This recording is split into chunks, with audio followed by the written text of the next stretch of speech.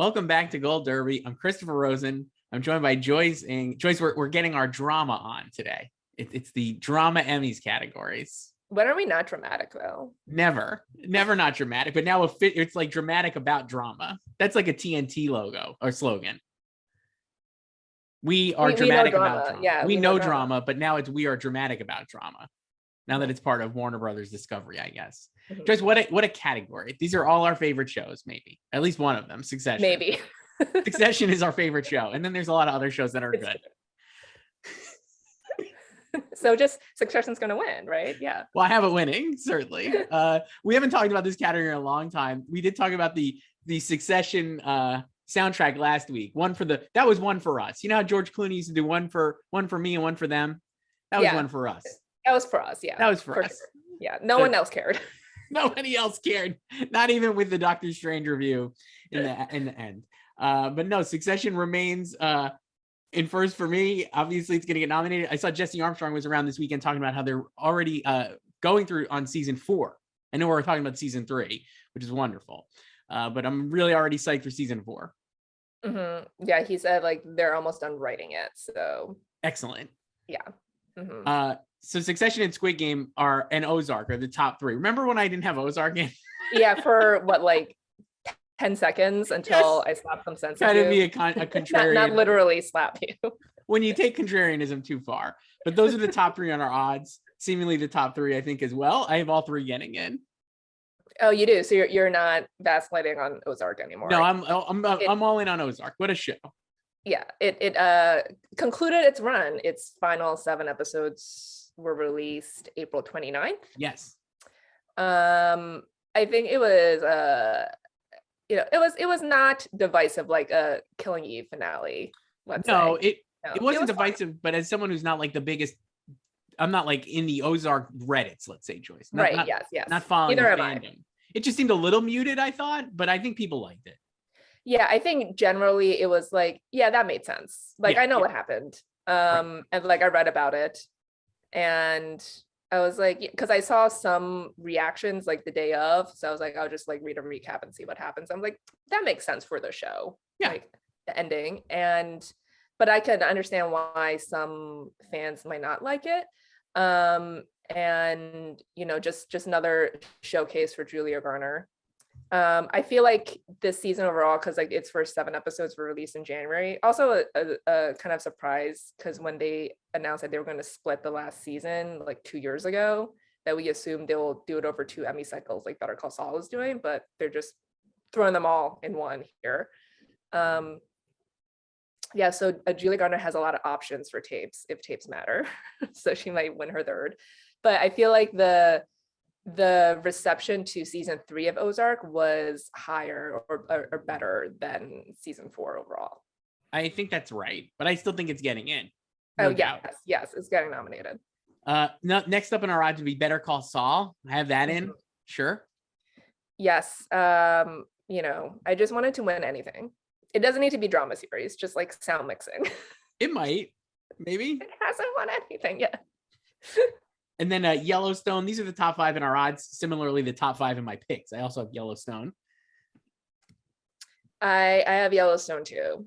And then the next up would be Yellow Jackets, another yellow, which I actually knocked out, Joyce, in my pick. I do not have Yellow Jackets. I chose between the yellows, and I chose Yellowstone. I chose Severance or Stranger Things. I'm sorry for my yellow instead of Yellow Jackets, because the next 2 are Severance and Euphoria, both of which I have in, and then I have Stranger Things in instead of Yellow Jackets. My last 3 are Severance, Stranger Things, and Bridgerton. So I have 4 Netflix shows. Wow. I know. That's like, yeah. I don't know if that's gonna happen, but I just needed another show. So this is where you get like, this is why drama is a lot of fun, I would say, because there are, let's say, five shows like we mentioned there that are seemingly locks, right? I feel like if Succession, Squid Game, Ozark, Better Call Saul, and Yellowstone, one of those does not get in, it would be a tremendous surprise. Well, I mean, I wouldn't say Yellowstone is a lock, but it looks good after the SAG nomination. Yeah, I think that's in. I don't know. I would be very surprised if it didn't get in, personally. But after that, we have 3 more slots in our picks here. And I can make a case for a number of shows. So Euphoria, I love. The second season is its best. It was much better. I thought a level up from the first. I think HBO is really pushing it because I think they could get in here. And why not? I'm a big fan. Severance, we've talked about on this show. Great show. Great twist ending. People really responded to it. Of all the Apple shows that have come out this cycle that are a drama, I think it's like the one that really popped of like Pachinko. Yeah, it like sucked all the air out of Pachinko's balloon. It did. Like I think Pachinko's the better show, but it like Pachinko after like the first week when it was released, it was like total lack of buzz, and it just ended last week, right? Mm-hmm. Or And it's coming back for season 2. Great show, but the thing I've noticed with Severance too is that because there was so much enthusiasm around the finale, which aired, I think maybe like 3 or 4 weeks ago at this point, people are still catching up with. People are still catching up with it. Well, yeah, we talked about this last time. Like, I think Severance aired at the right time because we have a glut of premieres now. We're now in May, but like in late April and May, there's a bunch of premieres. So that might make it hard for people to start watching or to catch up. But like something like Severance, it aired from February to April. So you already have people who watched it while it aired. And then like the people who didn't watch it, they could just hear word of mouth from like their friends, be like, oh my God, I love the show, like watch it. So they might prioritize that over a new show that's debuting right now. Right. And I think that's happening like anecdotally in my real life. I have people who've been like, oh, we just finished Severance. It's really great. So I still don't know anyone else who's watched it. So I know multiple people like a regular person. Literally met somebody this weekend who was like, oh, we just finished Severance. It was really cool. I was like, look at that. Great. And then I have Stranger Things just holding strong there. It premieres in a couple of weeks. They're doing like a red carpet premiere, I think later this week. So maybe they'll send out screeners. I have not received Netflix screeners yet for Stranger Things. I talked to somebody who had seen the first couple of episodes, and I'm not speaking out of turn here because they just said it was good. That's all I heard. Wow, like, hey, it's Stranger Things. It's good, which no kidding. I'm a fan of the show. So, so we'll see if they send them out and build up the buzz. So that means you're not going to predict it. No, I have it in. You weren't going to predict Ozark, so. No, that's true. But I can make a case. You have Bridgerton in. Make your case for Bridgerton, Joyce. One of the most popular shows ever on Netflix. Well, you know, there's an 8th spot. Yes. So I needed a show. I was nominated last year. Yeah. And it has like one of the shows with like the highest visibility because it's on Netflix. Mm-hmm. Like we know it's being watched and it's an unlimited ballot. So if they're struggling to fill out their ballot, it's not like they have, you know, they need to name it, but I feel like people feel pressured when it's unlimited to name as many as possible. So they might just put it in there because they watched it and they enjoyed it. And I will say this. Like Elizabeth Moss said, Bridgerton is her guilty pleasure. I think that's fair. I could also think that this is what I was thinking about season 2 is that's a show that I feel like people were probably like ready to be like, oh, it's not any good anymore, right? Or like because Reggae John Page is not back. Right. He's not back, and like it had so much build up buzz and people really, really loved the first season, and then the second season is going to be a disappointment, but I didn't get that sense at all. I felt like people were like, yeah, it was good. So I definitely think it could get in. It's just a stronger field, I feel like, this time around. Yeah. Well, it's just like what's going to fill up. I think you can say, I think everyone probably has the same top 6 or 7. So let's say you have the same top 6. So it's like, what are you going to put in the last 2? I think a lot of people have Stranger Things. And then, you know, like last year's slate, this was last year, like most of these are not back. The Crown. Right. The Boys. Yes. Bridgerton's coming back or is eligible. The Handmaid's Tale. Mm-hmm. Lovecraft Country. Mm-mm. The Mandalorian. Yeah. Pose. No. And This Is Us, eligible for its final season. So is it going to come back one final time? I kind of think maybe if I was going to switch one of these out, actually, I would put This Is Us in. I think if Stranger Things, or if I die on the hill of Euphoria and just die and then just like move it on, I would put This Is Us in. I feel like the enthusiasm for the final season has been pretty high, and it's a former, obviously, fave here, and why not? So I think it can get in. Yeah, because it fell out 2 years ago when the field was stronger, and it made it in back last year when it was weaker, and now the field is stronger again. Correct. But I still think that So for the final season, there might be a little bit of a halo of like, we really do love this show.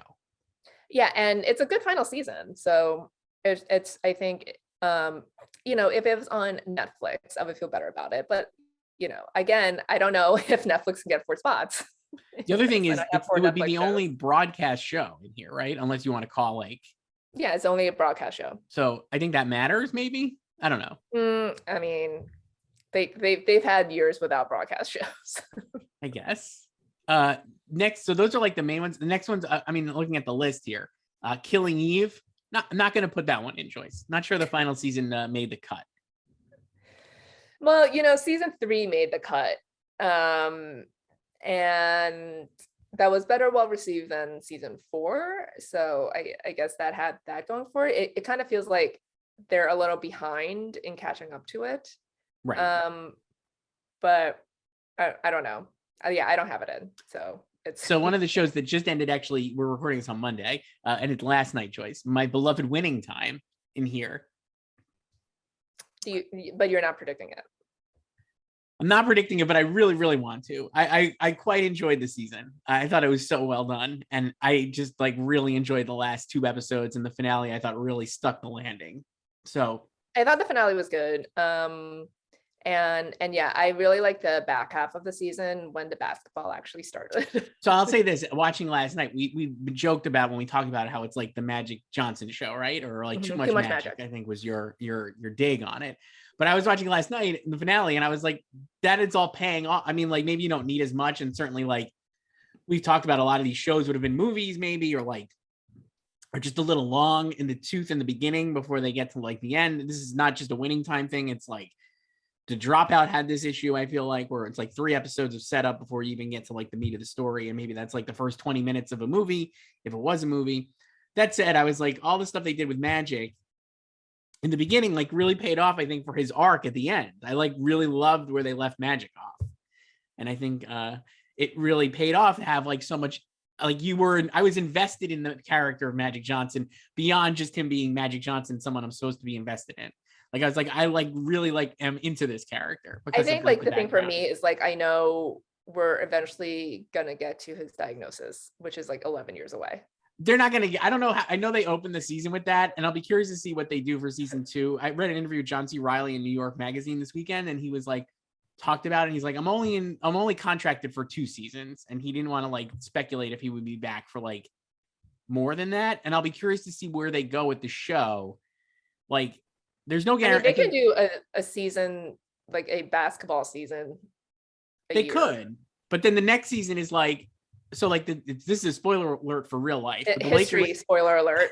The Lakers win. Not a spoiler alert when it happened in real life. The Lakers win in 81 in the 81. I know we need like the Riley era. Right. So. Well, they come back. So that doesn't even start. The thing is like, so 80, 81 season, that's what we just saw. So then 81, 82 season, or is that right? What were these fine? No, this is going to be 80, 81.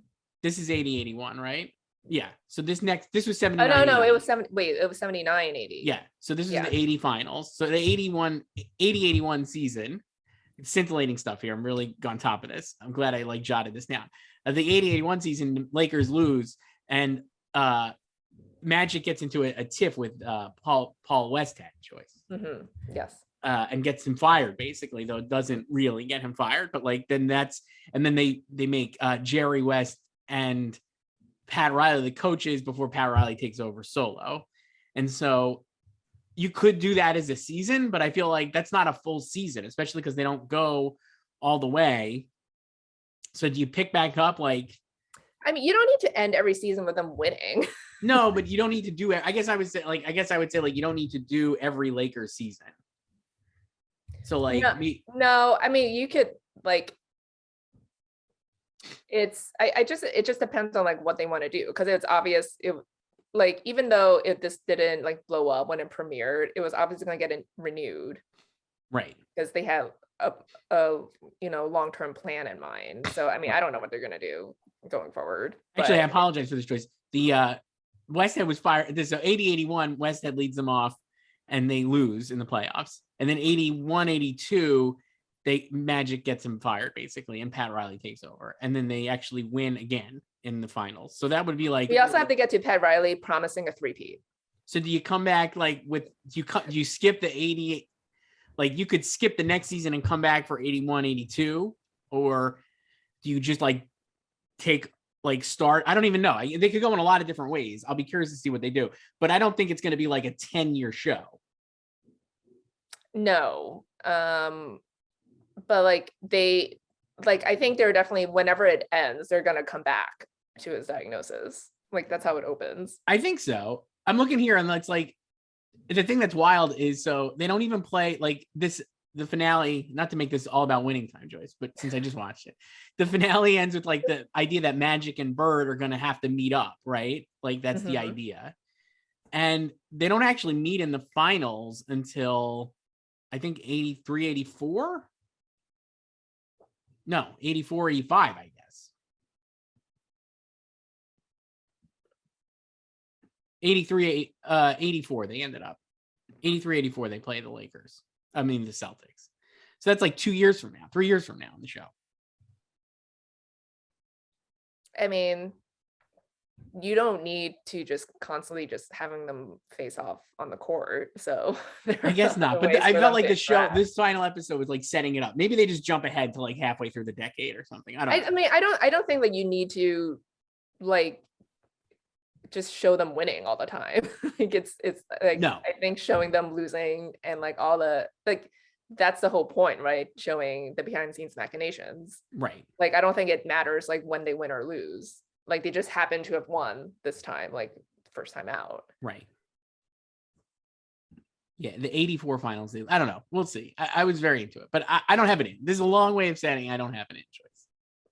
I can't believe we just went through the Wikipedia page and still made so many mistakes. I apologize. I was just like, I get confused with the NBA season because it's a little like the Oscars, where it's like 84 finals is for the 83 season and stuff. So. Well, because you have to refer to the year it. I mean, well, no, basketball is still different because it overlaps. But like for the Oscars, like Coda is not the best picture of 2022. The year is not over. It's the best picture of 2021. Right. It's the best picture of 21 at the 2022 Oscars. Yeah, but like casuals, they'll just be Googling 2022 Oscars because they don't think about this stuff. Right. If only I was a casual, Joyce. What else here? Anything else? I mean, like there's a lot of shows. Like you said, your beloved Loki, not in here. I don't have it in. I know, poor Loki. Yeah, I don't have it in. It's sad. Yeah, Pachinko, the morning show. It didn't get in last time, despite 5 acting nominations. I don't think it's getting in this time either. I think Severance has all the Apple heat. It kind of does. And then I also have a soft spot for Tokyo Vice. That could get in. Don't have that getting in. No, it's a long shot, but it was pretty well received. It just feels like HBO has so many shows. I wonder if it's like got enough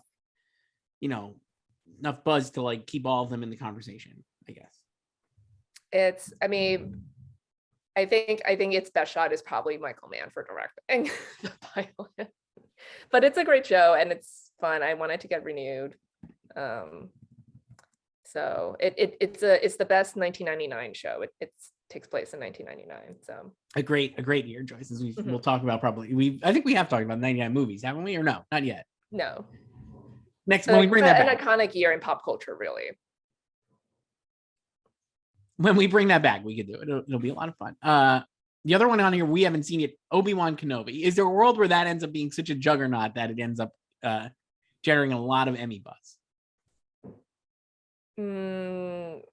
Mandalorian was represented here, right? So I feel like it's probably a little too late. Yeah, it comes out the same time as Stranger Things, though. It's the same day. But Stranger Things is established, and it's the full season. I know, like it's like Star Wars, but it's like, there's a lot of shows at this time. I do want to see, like, once nominations come out, to see like the ratio between like old shows, like how much they return to the old guard versus how well these like late spring shows do. Because maybe that will discourage people from just backloading their premieres at this time of the year, because it doesn't help anyone. Like, we can't catch up. Like, we can't keep up with these shows. So. It's super unfortunate because I feel like there's a lot of shows that are just like kind of and we all watch different things. So yeah. So I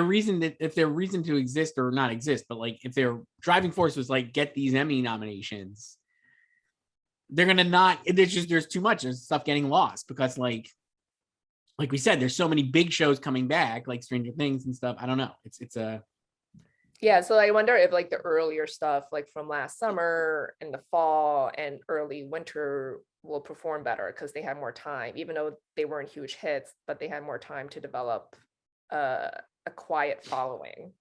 Yeah, I'm just scrolling down the list, Joyce. We have like stuff again, like that people are really enjoying, like Outer Range, Josh Brolin, an Amazon show. I mean, sure. Like The Book of Boba Fett, Halo, The Good Doctor. These are all shows. Dexter. The Good Doctor is still on. Yes. I know. I mean, just like these are shows that exist, I guess. Just a busy thing. Let's do some of the categories, Joyce. So acting, actress, let's start with, because it's first up here. Euphoria's Zendaya versus Ozark's Laura Linney. Joyce, who you got if they're right now at the top? I still have Laura in first. And then the change I made recently was I put in Mandy Moore. I put in Mandy Moore too. Way to go. I still have Jodie Comer in there. I unfortunately dropped Sandra. Very, very sad to do that, but I had to drop someone. This feels like pretty static for our list. That it's Laura Linney, Zendaya, Melanie Linsky for Yellow Jackets, third in the odds. Definitely has a lot of critical and film Twitter support, even though this is TV. I feel like she's got a lot of juice. I think a lot of people just want her to do well because they like her as a person. Correct. As do I, and they want to see her successful. And I think that was part of her Critics' Choice win as well. Yeah. I could see her getting snubbed though. Like I could too, but the reason I don't have her getting snubbed is I just am like, I don't know who else gets in here. Like I have her in. Not the strongest category or the deepest category, let's say, because I have Jennifer Aniston and I have Jodie Comer, Mandy Moore. I mean, after that, it's like a lot of very talented actors, but nobody I think could get in over Melanie Linsky. I don't know. Yeah, I mean, that's fair. And Mandy is doing her best work, probably, you could argue, as you know, Rebecca prepares to die, probably in the finale. Sure. Gonna get reunited though in like a heavenly spot with probably with Milo, I would guess. Will the crockpot be there? Maybe they're making crockpot dinner. That would be fun. That would be like a cheeky way to end it. No. Yeah, it's like, so I mean, she didn't get in for season 2 and then she got nominated for season 3. So they nominated her before is my point. So she's not like a Justin Hartley, poor Justin, who has not been nominated yet. So they could go back to her, but it's I don't know how many people are still watching it. I feel like the fan base for This Is Us is really solid, but I don't know like how wide that fanfare is. I actually think it might be pretty wide. I feel like it's like a very popular show still. I think it is, but it's, you know, I feel like they just like they like to just like name check Sterling. Right. And like Chris Sullivan. One person I want to bring up for you is Simone Ashley for Bridgerton. Any shot, do you think? I don't have any Bridgerton actors getting in. No, same. Yeah. But would she pop? Could you see that happening? Probably not. I don't think there's like a Reggae John situation. There isn't, but I feel like of all the people, like she's had the most media attention for the season. And so like I wonder if that helps. You're saying no? I don't You're saying, Chris, you're a dummy. It's not gonna help. I feel like I've seen more things for Jonathan Bailey. So let's go to actor, our favorite, because this is just where we get to talk about Jeremy Strong and Brian Cox, the Kings. Still got them in 1-2. I have Brian Cox winning. I do still. But I have them both getting nominated. I have Jeremy in first. Just incredible. Again, not to go back to the soundtrack because that was such a hit, but listening to this the score really makes you appreciate how awesome Succession is. It's the best. And yeah, we have to get Nicholas Patel his Emmy for the score this time. Absolutely. I have Lee Chung Jae in there as well, who has beat Brian and Jeremy all through the winter, it seems. So perhaps should be in first, but I have not gone there. I'm not doing it yet. Yeah, no, I haven't. Like, yeah, I think most people have like the same top four, and then it's like Jason Bateman. Yeah, I have Jason Bateman in there for 4. And then I have Sterling K. Brown and Kevin Costner, no Bob Odenkirk. That's my 6. I have Bob. I have to support Bob to make a return. So I'm actually going to drop Kevin Costner right now, and I'm putting in John C. Reilly for winning time. Didn't you have him in there at some point? I did, and I'm just putting him back. Okay. I have Bob and I have Adam Scott. But I'm like considering dropping Adam for Sterling because I feel weird predicting Mandy as my only This Is Us actor. So I have Sterling just because it's Sterling Brown, basically. That's it. I mean, really great. Yeah, he's won 3 Emmys. He's like the Meryl of the Emmys. Yep. He won for narrating last year. And then I just put John C. Reilly. And here's my take for John C. Reilly. Again, the visibility of the performance is pretty high, like not just because of the New York Mag profile, but I feel like he's been like the focal point of the show, and he's awesome in it. He's just so good. I think it's a great performance. He actually has a lot of drama in it. Great actor. I could see him getting in. Yeah, sure. I feel like he would have a better shot if the show were bigger. Like I know it's being watched and like its ratings have gone up every week, but I don't think it's kind of like Pierce the zeitgeist in a way where you would like feel confident in predicting him. I think it's getting better and better though. I think the buzz was I think but like the ratings going up, it's like clear people are watching it. Right. And but so I think that like helps. A huge hit. I guess. I mean it's a growing hit. Well, it's also over now too. So. Which I think helps. I guess the reason Bob Odenkirk snubbed here previously. Don't have him in, would love to see him get in, but that's basically it. I'm just like, they're not going to nominate him for whatever reason. That's my thinking. They're not like, if he gets in, I don't think he's winning. No. Like, Better Call Saul doesn't win anything. So, but I want him to get back in, and I'm behind this season. I'm only seen the first 2 episodes, but I know what happened in the 3rd. So sad. Yeah, I mean, they have one more shot with him next year because part 2 is released in July. So. And then Costner for Yellowstone, I wanted to put in, but I'm also like, I think the show is the star here, and maybe Kelly Riley, but not as much Costner, even though he's like the face of the show. Yeah, I can see that. Like, yeah, like the show is it's sort of like his baby, even though he didn't create it, obviously. It's like Taylor Sheridan, but he's like so like associated with like ranch life. Right. It feels like he's a cowboy. He's got like the Sam Elliott thing where it's like he's a cowboy now. Yeah.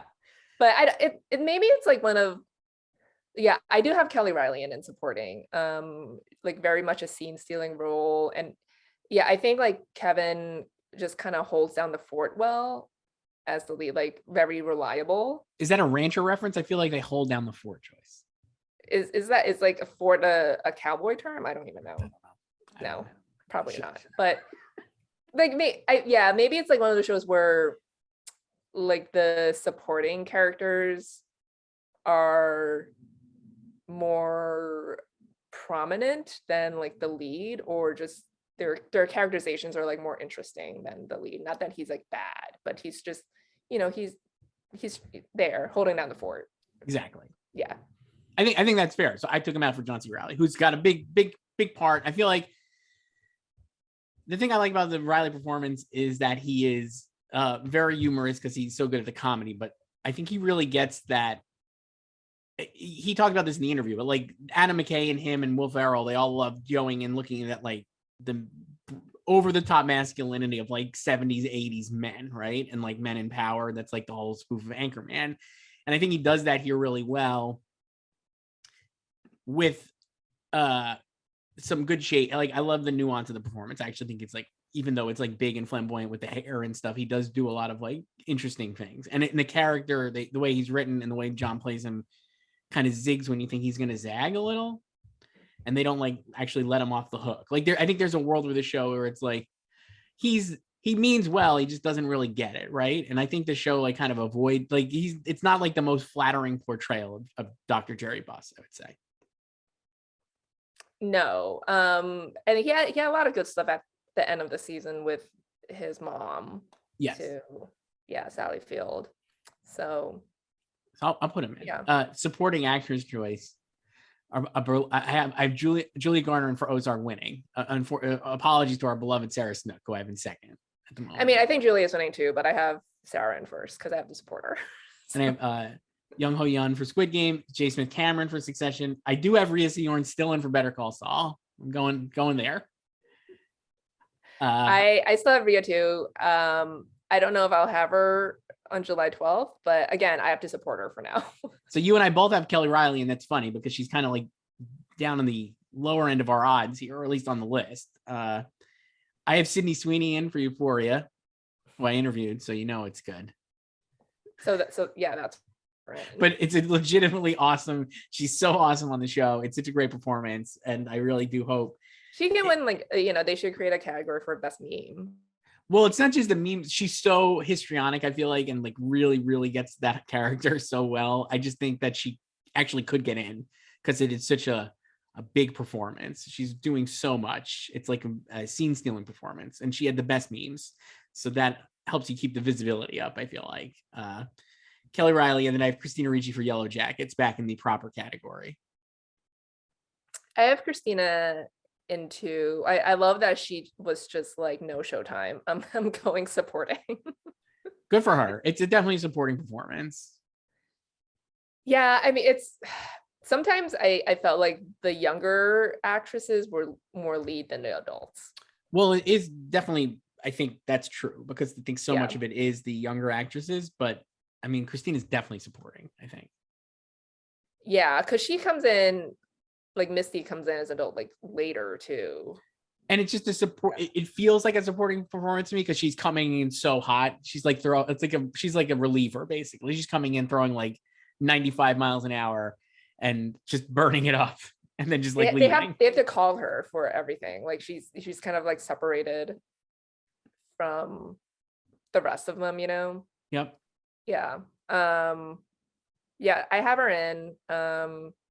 I think we have, I have Kim Joo-rung for Squid Game. So I have double Squid Game. Yeah, you don't have Sydney Sweeney, I guess. No, I do not have Sydney Sweeney. To your detriment. She's awesome. You should think about putting her in, but it's okay. You're just in the tank for Euphoria. I really am. It's so good. It's one of my favorite shows. I say this about all the shows, but they're all really good. There's a lot of good shows. I'm only in the tank for Succession. I'm in the tank for Succession, Euphoria, Winning Time. And then I support like Better Call Saul just because I wanted to win. I wanted to be called an Emmy winning show before it ends. And I'm in the tank for all my limited faves like Super Pumped and We Crashed. Yeah, I dropped Yoo Jung-in for Christina just because, like I said, I feel like there's not a lot of hype for Pachinko, even though it's great. Right. And she's great on it. So some interesting names here that are down the list. Sally Field for Winning Time, we actually talked about. It seems insane, but I'm also like, maybe she's really got a lot to do in the last episode, second to last episode at least.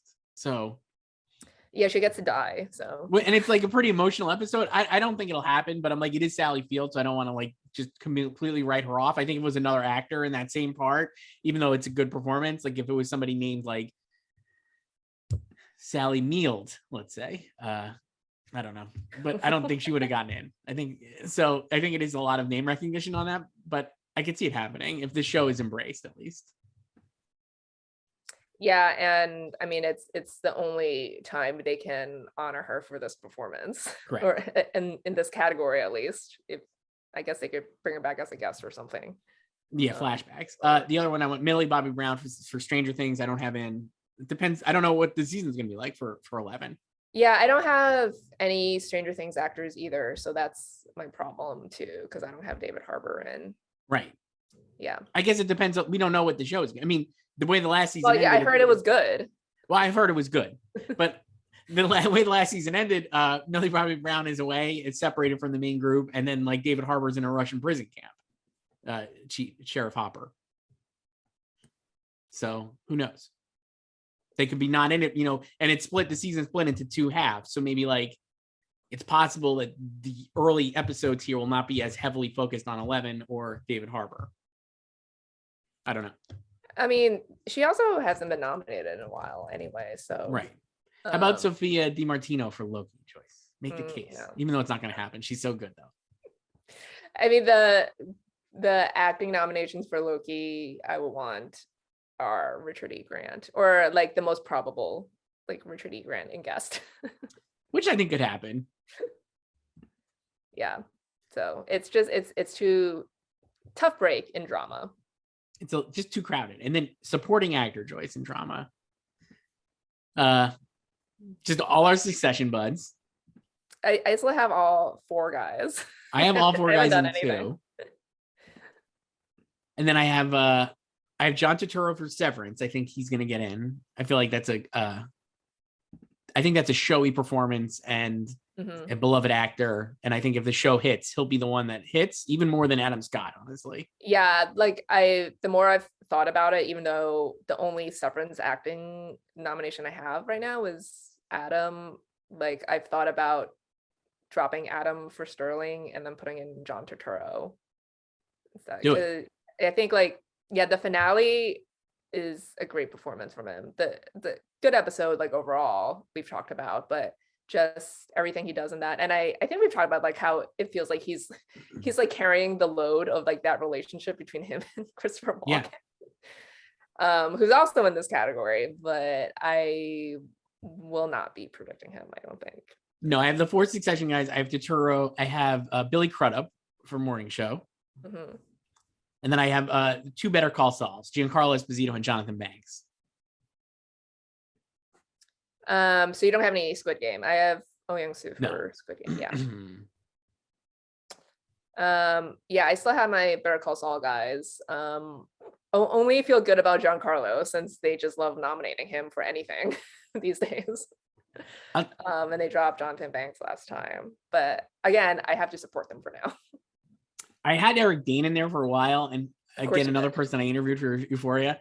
I love his performance on Euphoria. I just am not sure it's going to be sticky enough when compared to like the Better Call Saul guys and the Succession guys, and you have all these different major shows plus Squid Game. I don't know, so I don't have him in.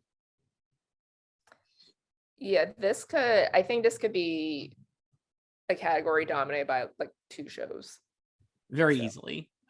Yeah, and by that I mean Succession and Squid Game, like not. So let's talk Succession here. So we both have Kieran winning, I'd imagine. I do have Kieran winning, yes. So Matthew Macfadyen second in our odds, won at the BAFTAs this weekend. Is that right, Joyce? I sent you that tweet.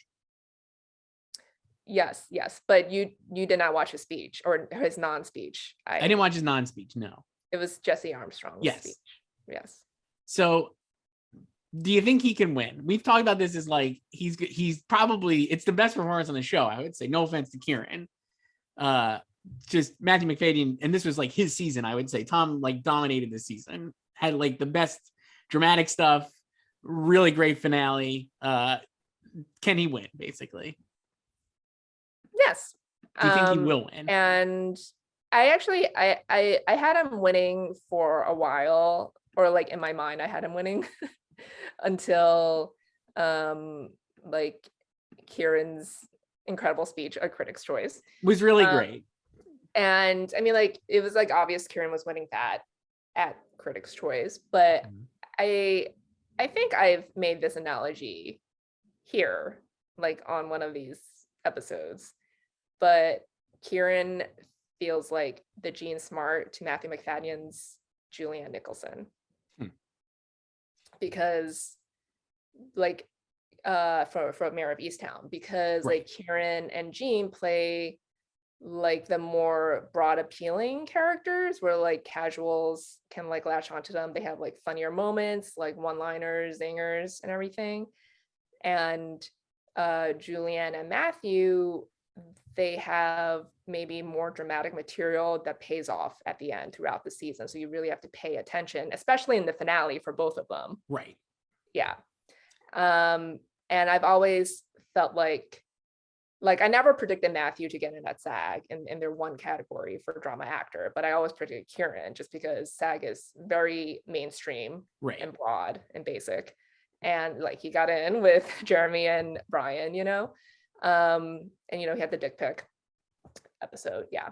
Great episode. Yeah. I mean, I love Kieran and I'll be very happy with Kieran winning.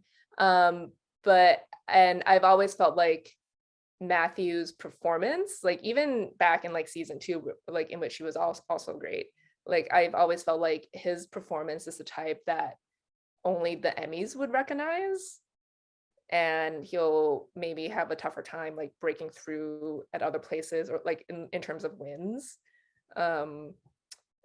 because like his co-stars have like flashier performances and stuff. But I think like the actors or like the acting branch could really appreciate his performance. I tell you what, you've convinced me just talking about it. I just moved into first. I'm sorry.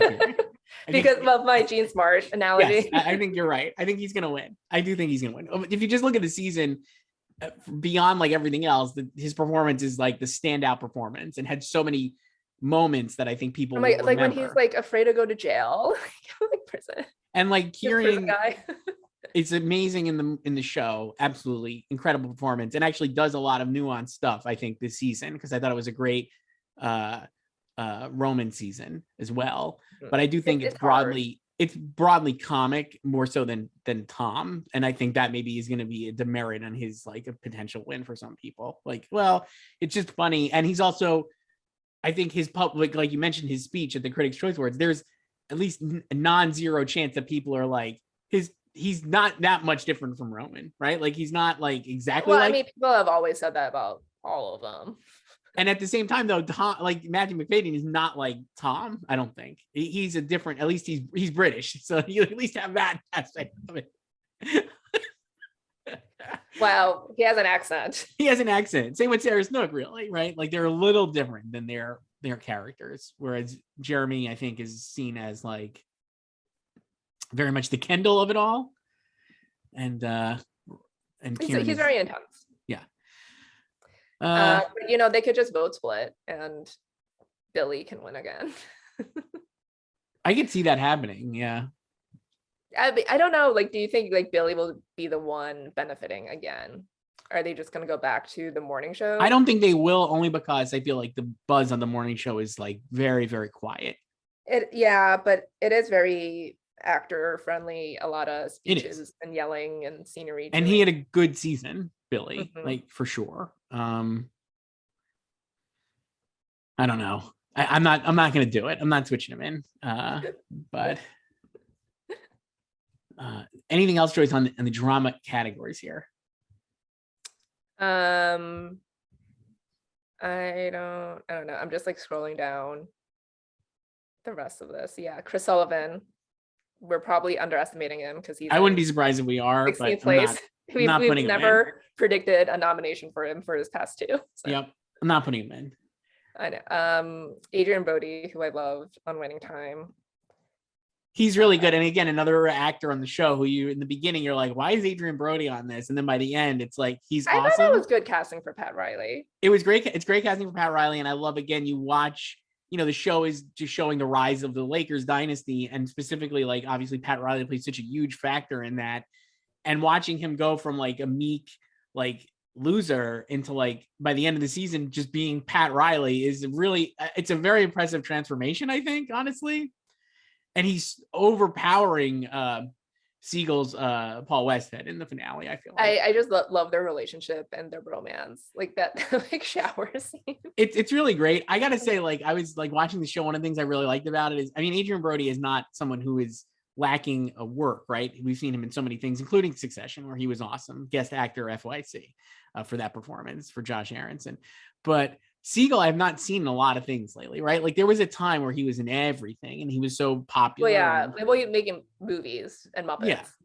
Yes. But now I'm like, he hasn't really done a lot in a long time, or at least brought like He things that had are he had that show on AMC a couple years ago with Sally Field that he right. created. Yeah. And he had a movie on Netflix recently, but it's nothing that's like been like it's not like a Muppets level or whatever, you know, Forgetting Sarah Marshall type like big deal.